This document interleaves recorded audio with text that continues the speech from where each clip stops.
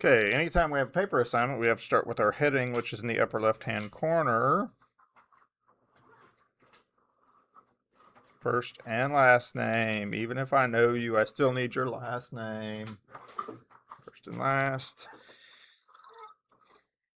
Your educator's name. This is MLA standard that's used in college English classes and some other classes. First period. You can just put first, and that's good enough. And then the date. 26. And then we need a title, which is going to be, for our purpose, we're just going to say Keckley essay. All right, you can write in pencil, you can write in pen. I prefer blue or black ink for your writing on formal, notes and things, or formal things like this. Notes, you can do whatever color you want, but for something I'm going to read, an essay or something, it's easier on me. Plus, I grade in purple. So, there we are. I'm thinking it's not working. I was thinking of something and now it's gone. Anyway, so starting our Keckley essay, if you remember, or you don't remember, so let me pull it up. We have an essay prompt that I said you didn't need your Chromebooks, and then that might be beneficial as far as looking at the assignment directions. But I'll pull it up here on the screen for you to look at for a moment, and we can just make some notes onto the side, and that'll help us.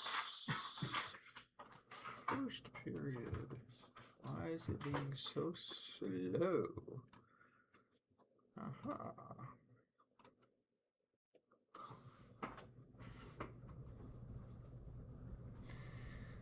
All right.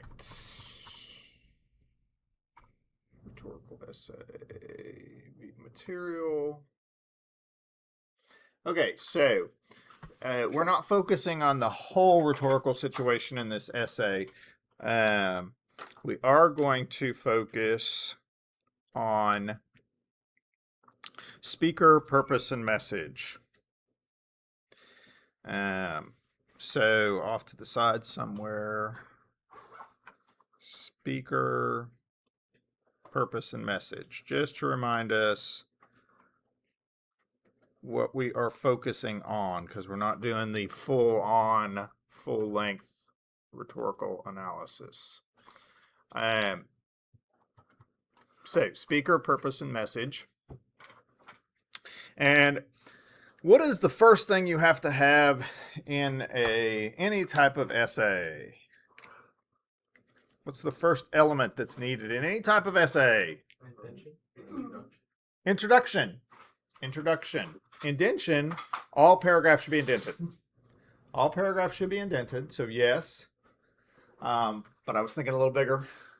But yes, the actual first element is an introduction before your indention. Also, we don't skip lines between paragraphs, either when we're typing or when we are writing our essays, handwriting our essays. But we do need to start off with an introduction. And I'm going to use different color pens just because I'm labeling stuff. So the first thing we need is an intro. And there are 3 parts to an intro. Does anybody know the parts? Hook. The elements you're talking about. Hook. Thesis. Oh, that's what it's called. Thesis is going to be the last thing in order.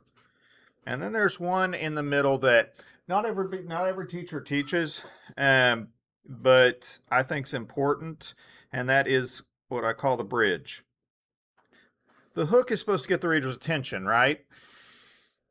The thesis tells you what the essay's about. And I found in the past, sometimes students get a little bit, they're like, oh, I'm going to grab the reader's attention, and they give a hook.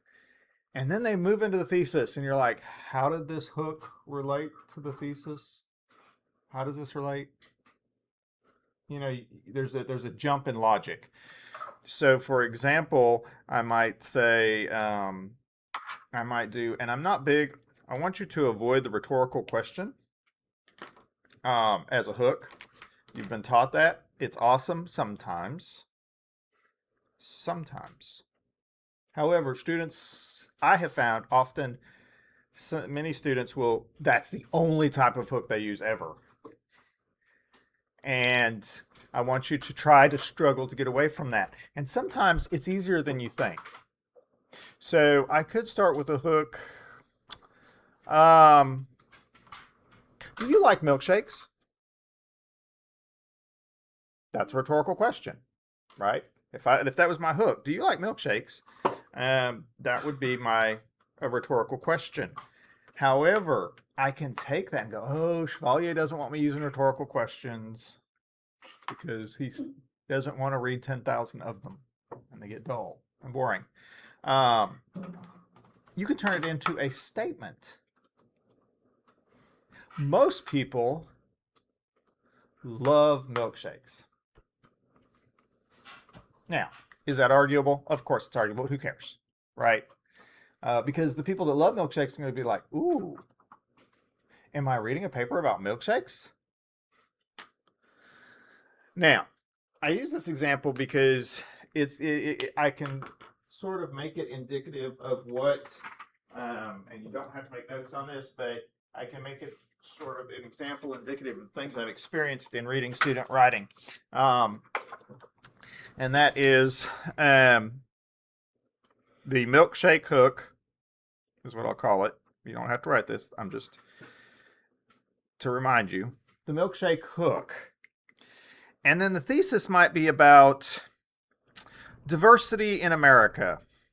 Diversity in America. Now, if you're like, do you like milkshakes? And then you jump right into America is a widely diverse country. What's the problem with that? There's no connected at all. They're not connected. There's no, you're like, what? Wait a minute. You promised me milkshakes. This sounds like an essay I would write. Like, actually. It does. Well, that's why I'm addressing it, right? Because I've seen this happen.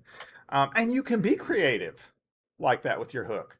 But it's got to connect logically. You've got to bring it to a logical connection with the thesis. That's where I started teaching students about a bridge. There has to be a logical connection between your hook and your thesis. So, I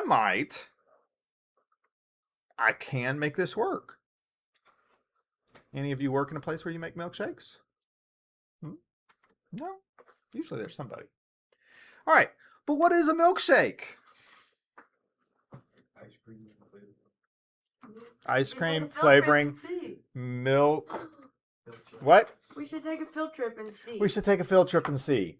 I don't think I could pass that one off on Dr. Whataburger, Stevenson. strawberry milkshake, they throw it out. But milkshake takes ice cream. It takes milk. If you're doing a malt, there's malt mix that gets added. And then if it's strawberry, you got to have strawberry flavoring with chunks of strawberry or chocolate or whatever you're putting in. There is a mix of ingredients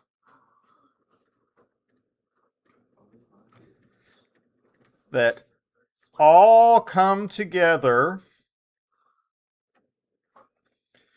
to make, you gotta tell me when I'm off the screen, Milkshake. to make an amazing dessert or amazing, Treat. yeah, there you go, treat. I like that. Then I can say, what about diversity in America?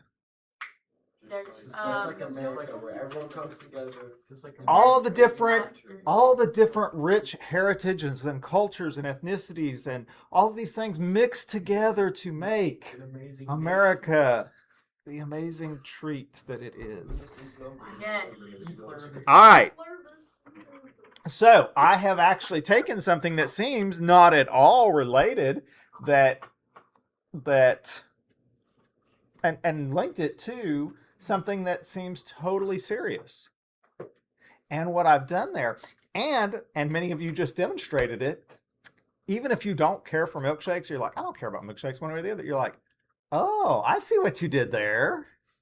And it kind of, you're like, it makes me want to read more of the paper because I'm like, this is a person who's kind of come up with a creative hook. And when we're writing informational text and rhetoric and that, often we get so focused on the information that we forget we can add just a little bit of creative writing in there, a little bit of art in places like the hook, like the end of the conclusion, and maybe sprinkle it in examples a little bit. That makes it rich and interesting to read. So I wanted to show you that because sometimes you're like, I can't think of a hook that relates to my thesis. And if you can think of something random, but you can make a connection, that creativity can draw your reader in. So here's my example of that. Now, do I have brilliant ideas like that all the time? Yeah. No. I came up with this about 12 years ago. And I've used the same example for 12 years because I can't always think of something new and creative. So that's something else I want you to understand when it comes to writing. Sometimes writing is tough. Sometimes it's a struggle. And even the best of writers sometimes go, oh my Lord. Now, one of the advantages of writing on paper is that writing tends to be more reflective and thoughtful. You tend to learn more as you write because writing is thinking, and so you learn more about your topic. And they're seeing that students or that people remember more of what they handwrote than what they typed. You actually have better comprehension or better memory recall of what you handwrote versus what you've typed. So that's an advantage. However, one of the disadvantages of handwriting essays is you are forced into writing in a certain order, right? So when I have you write digitally, type essays in that, I'll often tell you, you don't have to start with your introduction. Put your thesis, type your thesis up, and then jump into your body paragraphs. And then when you've done all that and you see where you've been, then it's easier to go back and write your introduction. However, that can be more challenging on paper. I will allow you, when we are handwriting stuff, to leave room. And right now we're going to work through it together. But when I have you writing on paper on your own, you can leave room for your introduction, and then you can just start writing your body paragraphs, like your thesis and your body paragraphs. Then you can go back and fill in your introduction. And if there's some blank lines, I'm not going to get upset about it because I'll be like, oh, they wrote their intro after their body paragraphs. So those of you who struggle with introductions, that's the way to go. And in this class, I'm not gonna get you if there's a gap, or if you thought you had enough and then your introduction really gets awesome, and you run out of space and you're like off to the side, or you're sticking post-it notes out to the side and writing. I'm cool with that. As far as written, I'm good with that because I'm always considering that a rough draft. If I want you to take it to final copy, you'll take your rough draft and type it up. And then you won't have that problem. So those are things I want you to know. So our Keckley essay, we are doing a rhetorical analysis where we analyze how the speaker's identity impacts her writing, what her purpose is, and what her message is. I've set you up basically for a 5-paragraph essay. So let's start with our thesis statement. And I'm going to leave a little room, and it's not perfect. Generally speaking, on handwritten essays, I want you to skip this line here. And you can make note of that on your paper. This is a rough draft. This is kind of something you can refer back to as far as the formatting. Always skip this line, and then your writing starts here. With your indentation as the first element, and then your introduction. But I'm going to jump down a little bit, and I'm going to write a thesis. Now, what kind of thesis can I write? Well, later in a couple weeks, I'll actually introduce a thesis skeleton that you can kind of learn to use for rhetorical analysis, but I'm not ready to do that yet. I wanted to get in there and kind of get a sense of your writing and things about your writing, but so I might take and say, in her novel, Elizabeth Keckley, this is my thesis. It's always the last sentence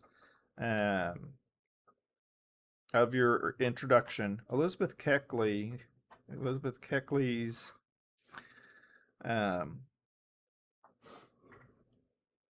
history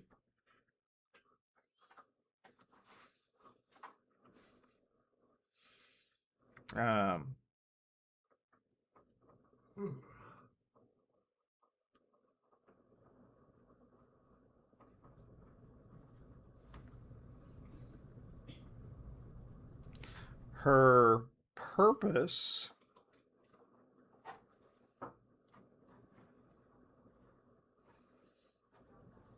and her message all influence each other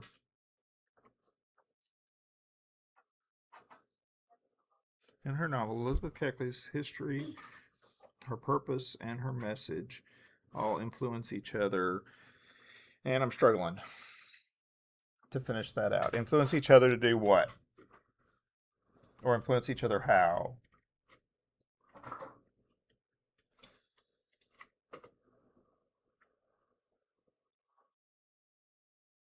Influence each other.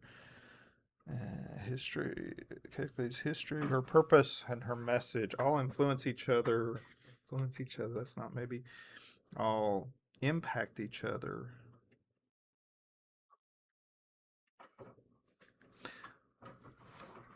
All impact each other.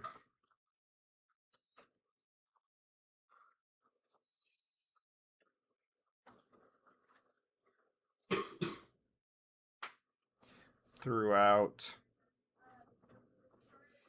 her novel.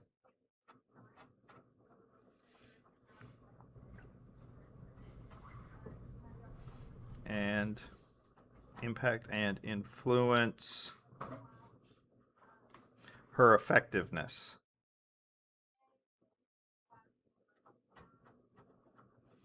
In her novel, Elizabeth Keckley's history, her purpose, and her message, I can delete her because that's a little, sometimes that's appropriate, but it's a little too repetitious. In her novel, Elizabeth Keckley's history, purpose, and message all impact each other throughout her novel. Don't want to repeat that, so I'm going to get rid of that introductory clause there. Elizabeth Keckley's history, purpose, and message impact each other throughout her novel and influence her effectiveness. Okay. Am I happy with that? Yes, I'm not. It's fine. It's fine. It does the job. One of the things when I write with y'all or in front of y'all that you will see, and some teachers, they pre-plan. Boy, they pre-plan. Now, I'm using a sort of a pre-planned idea that I use every year. But when I'm writing and trying to write authentically in front of y'all and show you the writing process, I'm wanting you to see when I struggle. I'm wanting you to see when I have to stop and think. I'm wanting you to see when I scratch things out or change things. Because too many times we as teachers either don't model right in front of you at all, we don't show you our writing at all, or we pre-plan it to the point where it seems like we're just perfect and we just write this wonderful thing and it just all comes out easy and beautiful. Well, it's pre-written virtually, right? It's, if not pre-written, it's pre-planned.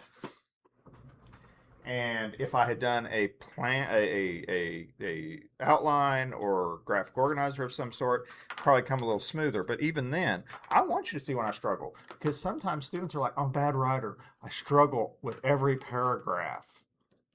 And sometimes you're writing about complex ideas, and I'm like, "Yeah, you're writing about a complex idea. Of course you struggle. I struggle with writing sometimes. I've been doing it a whole lot longer." So, and then you take your self-esteem takes a bad rap because you can't write like the teacher did. Now, can some people write like that? Absolutely. Absolutely. And there's some topics I can write about. Man, I can write about it without having to even stop and think. Some of you could probably write about music and marching techniques or strategy, things I don't know what I'm talking about at this point. But you're getting the point of what I'm saying, right? Because it's what you know. And you can write your ideas, and it comes much easier. There are other places where it's a little more murky. So I do like for you to see me struggle, and that's why I purposely don't pre-plan when I write in front of y'all. Because then I'm doing it raw, the way you are. And hopefully that makes you feel better and get less frustrated when you're like, "Oh my God, what about this? Sucks." So I did struggle a little bit with my thesis there. I will show you a structure that you can follow that kind of helps you with that. But I want to start off kind of just with the raw experience. So we know that we've got a plan here, a minor plan, but that minor plan, each of these things are a body paragraph. So we'll come back to our introduction, and we're going to just jump into our first body paragraph, which will be about speaker, right? Her history, who the speaker is. So Elizabeth Keckley, I'm starting, what's the first sentence of a body paragraph? What? Which we call a topic sentence, right? So our first sentence is going to be a topic sentence. Every time. No quotes at the beginnings. Starting body paragraphs. Okay, I'm going to use a symbol here for paragraph. Have y'all ever seen that symbol before? Yeah. Okay, good. That is paragraph symbol, and it just gives me room to write. You can start an introduction paragraph. You can use a quote for a hook. I don't want you doing it every time. I don't want you doing the same tool every time. However, body paragraphs and the conclusion, you cannot start those with quotes. They need to be your words. You never end a body paragraph with a quote. If you're ending a body paragraph with a quote, you have a problem. So, Elizabeth Keckley, what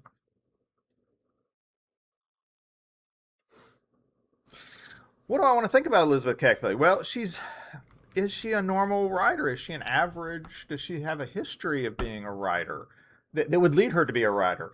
She wasn't in the arts, she wasn't those things. So I might start this with saying Elizabeth Keckley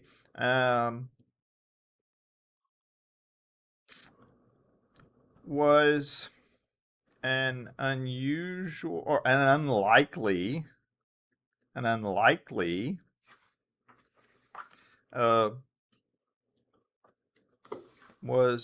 she was unlikely to become an author.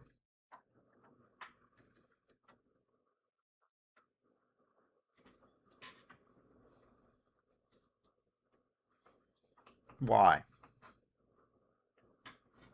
She had no education. Due to her background. Yeah.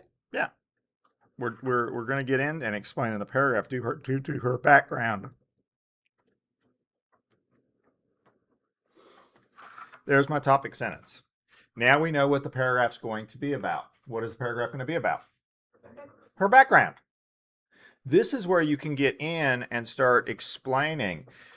Now, I need my topic sentence. I got that. So now I'm going to do just a little bit more explaining. She was an escaped slave.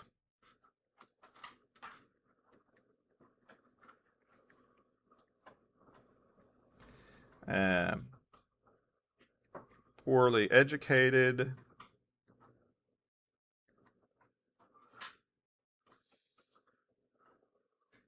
And a woman.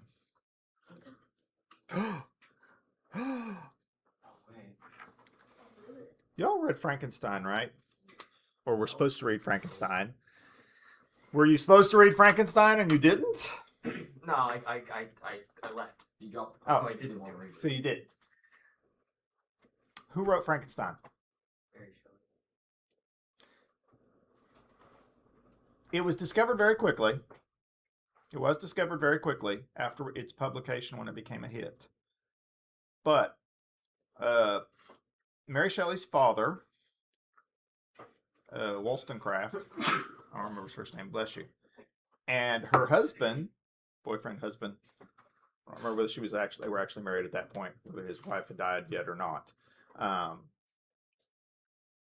Percy Shelley actually helped her publish, and originally it was not published under her name because it was believed, and it was to a degree true, that many people would not read that kind of novel written by a woman.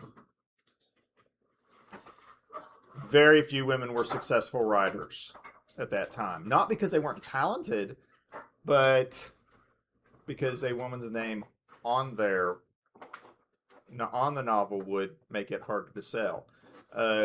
Jane Austen was successful, but many women started reading her works because of what she wrote about. There's the author George Eliot, who wrote Wuthering Heights and that. George Eliot is not a man. George Eliot's a woman. And later in her career, it was discovered. But originally, she started publishing under George Eliot. I forgot her name even. Because of the perception that women couldn't write and couldn't write novels. So a lot of women were published originally either anonymously or under a man's name, a pseudonym. So that's why I add a woman, because in the 1800s when the novel was coming about, it was harder for women to sell novels. Some regions of some genres, it still is hard for women. Science fiction is harder for women, and fantasy fiction is harder for women to write. It's changing, but it is harder for women to be taken seriously in those fields. So, yeah, that is part of it. Question to this point. All right. Now, we've kind of done a little explanation, and